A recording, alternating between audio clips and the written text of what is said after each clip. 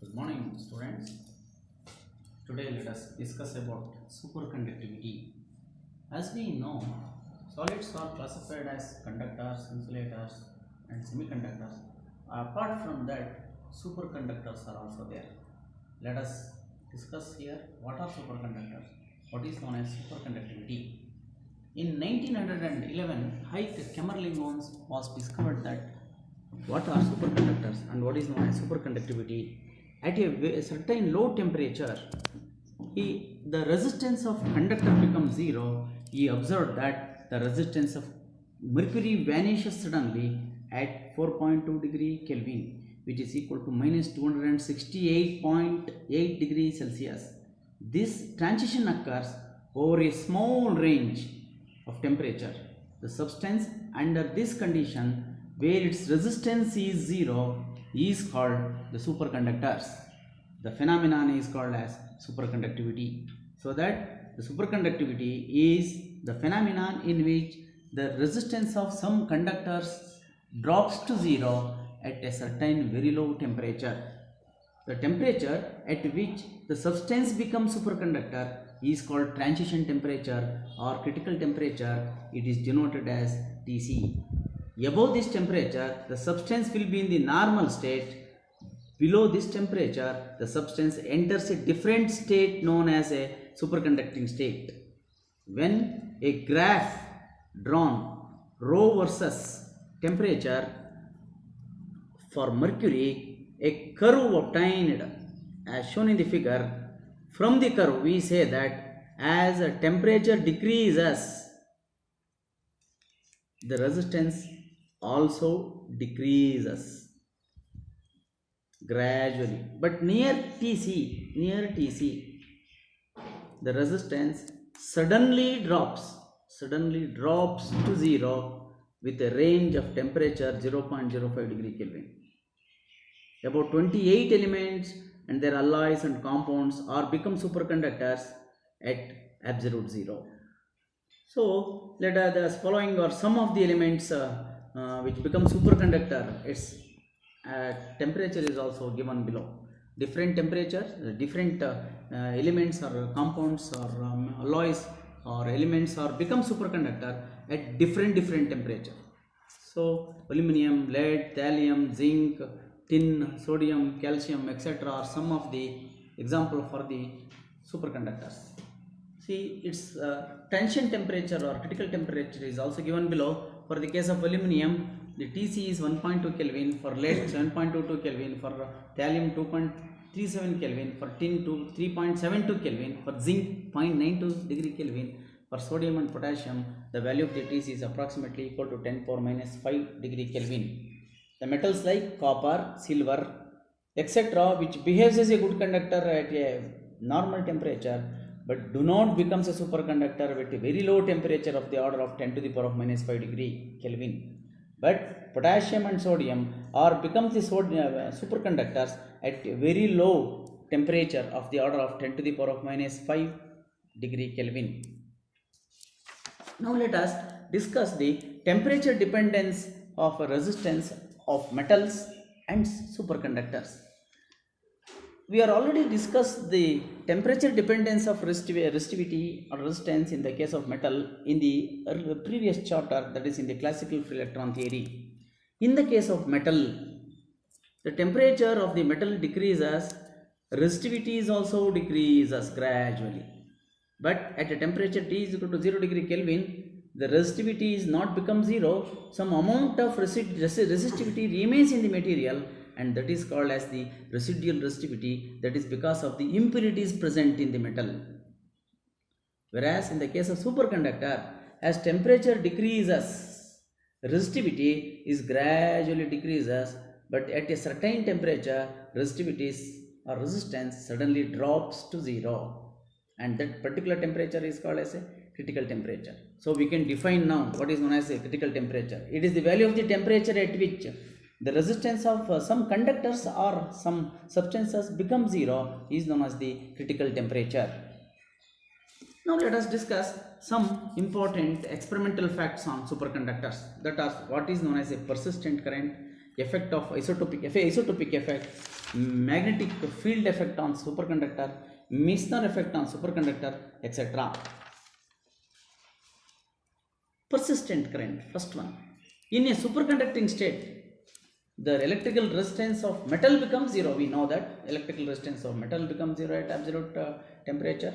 In such a state, the electrical current are observed to flow through it for an infinite time. Suppose a ring of a superconducting material is cooled in a magnetic field to a temperature below transition temperature, means the T value is less than Tc, critical temperature. Now the magnetic field is switched off suddenly, means the ring is bring out of the magnetic field. There will be an induced current is induces in the superconducting ring. This induced current continuously flows as long as the material is kept in the below the critical temperature. Such a current is known as a persistent current or supercurrent. The supercurrent flows in a ring as long as the ring is kept in the temperature less than its critical temperature, and that current is known as the persistent current. And another effect we observed, that isotopic effect in a superconductor. It is observed that the transition temperature of superconductors inversely with the isotopic mass of the element. For example, if you have to consider the case of a mercury has isotopic mass m. So isotopic mass varies from 199.5 to 203.4, so that since it is inversely proportional, critical temperature of the mercury is also varies. It varies from 4.185 to 4.146. Similar case you can observe in different elements. So as isotopic mass increases, the critical temperature decreases. That is the isotopic effect is observed in the case of a superconductor, since Tc is proportional to 1 by root m. Okay, next let us discuss another effect on the superconductor called as a magnetic field effect on superconductor. When a strong magnetic field is applied to a superconductor, its superconductivity vanishes and behaves like a conductor. The magnetic field required for this process is known as the critical magnetic field, or it is also called as a critical field, denoted as a Hc. So that in generally we can define critical field or critical magnetic field as it is the strength of the magnetic field requires to just switch over a material from superconducting state to normal state is called critical field, denoted as Hc. So critical magnetic field depends on the Tc. Tc means critical temperature and characteristic of the element. For example, if you are consider mercury, the characteristic of mercury is also considered, depends for the case of the magnetic field. For a given substance, the value of the Hc, the critical field, decreases as temperature increases. That is from 0 to Tc. If temperature varies from 0, T is equal to 0 degree Kelvin to T is equal to Hc. For all the temperature, the Hc is, by increasing temperature, the Hc decreases. But at Hc, it turns into a normal temperature, normal conductors. Within this temperature, that is T is less than Tc, the material is in the superconducting state. See that Hc and Tc, Hc is the critical field, Tc is the critical temperature, are relates by the equation Hc of T is equal to Hc of 0 into 1 minus T by Tc whole square. Here Hc of T is the critical field at temperature T. Hc of 0 means critical field at 0 degree Kelvin. Tc is the critical temperature. T is the temperature of all the temperature below Tc is the T. If T is equal to Tc here at this point, then Hc of T, so put the value of the Tc here to T, this becomes 1, 1 minus 1 is 0, so Hc of 0 into 0 is 0, Hc of T is equal to 0, means if T is equal to Tc, then Hc of T is equal to 0. It means the magnetic field inside the superconducting substance The magnetic field inside the superconducting substance is 0. Within this temperature, within this critical temperature, there is no magnetic field inside. So it is 0. So if temperature reaches greater than Tc, there is a magnetic field and that material enters into a normal state. So now once again, let us define what is known as a critical field. Critical field is the strength of the magnetic field required to turn the material or switch over the material from superconducting state to normal state is known as the critical field. Now let us discuss another important effect on the superconductor, that is known as the Meissner effect. Meissner effect was proposed by Meissner, hence it is called as the Meissner effect. Actually here in the Meissner effect, the superconducting substance becomes a perfectly diamagnetic material, and the phenomenon is known as the Meissner effect. Suppose a superconducting substance, so say this is a ring, superconducting substance, this is a superconducting substance, this is a normal substance. So if a superconducting substance is placed in a magnetic field, generally called normal sphere, this is called as a superconducting sphere. If it is placed in a magnetic field, when the temperature T is greater than Tc, that is the state of the normal field. So then the magnetic lines of force passes through the substances or penetrate through the substances.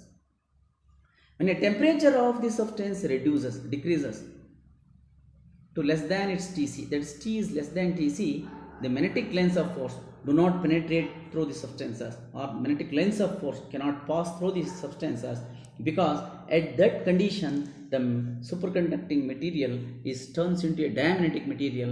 In the superconducting state, that is at the temperature T is less than Tc, the material is a diamagnetic, hence it do not allow magnetic flux or magnetic lines of force to penetrate through these substances. The magnetic flux is expelled out. So that state is the superconducting state. So there the superconducting material is highly a diamagnetic material. You know what are diamagnetic materials? Diamagnetic materials are the materials which do not attract by the magnet when they are placed in a uniform magnetic field is the diamagnetic material, and the superconductor material in the superconducting state shows the diamagnetic property. This phenomena was first observed by Meissner, as I told, and hence it is called the Meissner effect. The magnetic lines of force or magnetic flux is given by the equation B is equal to mu naught into H plus M, where M is the magnetization and H is applied magnetic field, B is the magnetic induction, and by taking common H as a common factor here from this equation, so it becomes B is equal to mu naught into 1 plus M by H into H. Now H is equal to take this as a M by H as a chi, where chi is called the magnetic susceptibility, where chi value is equal to M by H is the ratio of the magnetization and applied magnetic field, so that the above equation can be written as B is equal to mu naught into 1 plus chi into H. If B is 0, in the superconducting state we know that magnetic flux is 0, so that it is expelled out, so that B is equal to 0. Therefore the above equation becomes 0 is equal to mu naught into 1 plus chi into H. H is equal to 0, where mu naught is not equal to 0, hence chi is equal to, we can take this equation as putting the value of B is equal to, here B is equal to 0 and H is equal to minus M, therefore by chi value is taken is equal to M by H, and by substituting the value of the M, chi value becomes equal to minus 1. By substituting the value of the H, the chi value, which is known as the magnetic susceptibility, is equal to minus 1. Negative magnetization means the material behaves as a diamagnetic material. For the case of diamagnetic material, magnetic susceptibility is negative. So actually Meissner explain this effect basically by conducting very small experiment. So Meissner consider a superconducting material above its critical temperature. So this is the superconducting material. So is consider this material at the temperature T is greater than Tc. and there are two coils are wound round.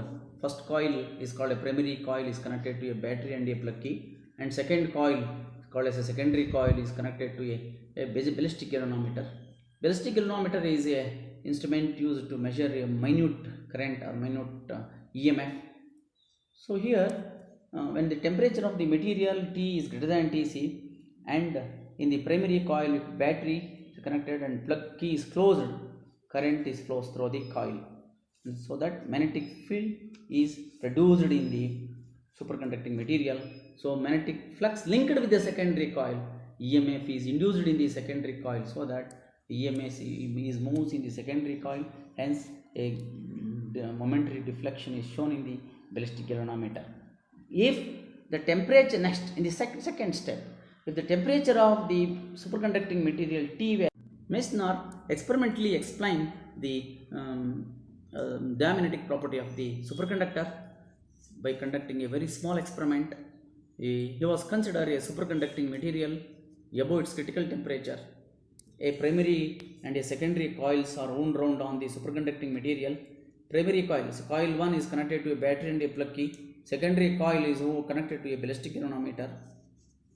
If the material, superconducting material at the temperature T greater than Tc, normal condition, there in the primary coil plug key is closed, so current is flows through the primary coil, the magnetic field is produced in it, the magnetic flux linked with the secondary coil, EMF is induced, and it is measured by a galvanometer. A galvanometer shows a momentary deflection in the ballistic galvanometer.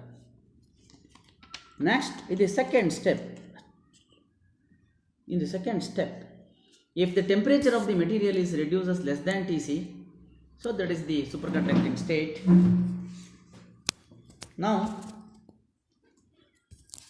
the material in the superconducting state becomes a diamagnetic material, so that no magnetic field is produced in it, though magnetic flux linked with the secondary coil, so no EMF is produced in the ballistic galvanometer. Before, as the primary current is steady, deflection in the momentary deflection is steady. Since the temperature of the material is reduces to Tc, less than Tc, so that the deflection in the galvanometer becomes zero, because no. Dear students, now let us discuss types of superconductors. On the basis of critical magnetic field, superconductors are classified into two types. One, type 1 superconductors or soft superconductor. Second one, type 2 superconductors or hard superconductors. First, let us discuss what are type 1 or soft superconductors. Some superconductors, when they are placed in a magnetic field, repel the magnetic lines of force totally till the magnetic field attains critical magnetic field Hc. When H is equal to Hc, they allowed magnetic lines of force to penetrate through them abruptly and fully. So then that material substance turns into a normal state. These are called type 1 superconductor. This is the superconducting state. Here they do not allow magnetic lines of force to penetrate through them, means they are the diamagnetic materials. And above this is a normal state, and here the magnetic lines of force are penetrate through them fully and abruptly, and this is the normal state as shown in the diagram. Examples for the type 1 or soft superconductors are aluminum, zinc, gallium, etc. Type 1 superconductors are not preferred for most of the practical applications because there is a critical magnetic field approximately equal to 0.1 Tesla. Since it is a very low critical magnetic field, they are not used to prepare superconducting magnets. Next, let us discuss type 2 superconductor or hard superconductor. Some superconductors, when placed in a magnetic field, magnetic lines of force does not penetrate up to a lower critical field. So here it behaves as a superconducting state. At Hc1, the magnetic lines begin to penetrate through the substances, and the penetration is increases until the upper critical field Hc2 is reached. So this is the penetration of the magnetic lines of force through the substances is gradually increases up to critical magnetic field. And this state is called as the mixed state or vortex. And further, when applied magnetic field H is reached at C2, the material is turns to a normal state. The magnetic planes of force fully penetrate through the substances. Vortex state means in the vortex state there will be a cylindrical frill of supercurrent around each filament. These are the filaments. Around each filament through which there is a penetration of magnetic flux. This explains the same as a vortex. This vortex, and this is the superconducting state, and this portion is represents the normal state of filament. These are called filament. These are represents the normal state, and this is represents the superconducting state. Example for superconducting state are niobium zirconium alloy, niobium titanium alloy, etc. Type 2 superconductors are preferred over type 1 superconductor for most of the practical application by virtue of their higher critical field and higher critical temperature. The critical field for the case of a type 2 superconductor is approximately equal to 15 Tesla, and it is enough for producing a superconducting magnet. So type 2 superconductors are preferred for most of the practical applications. Stop.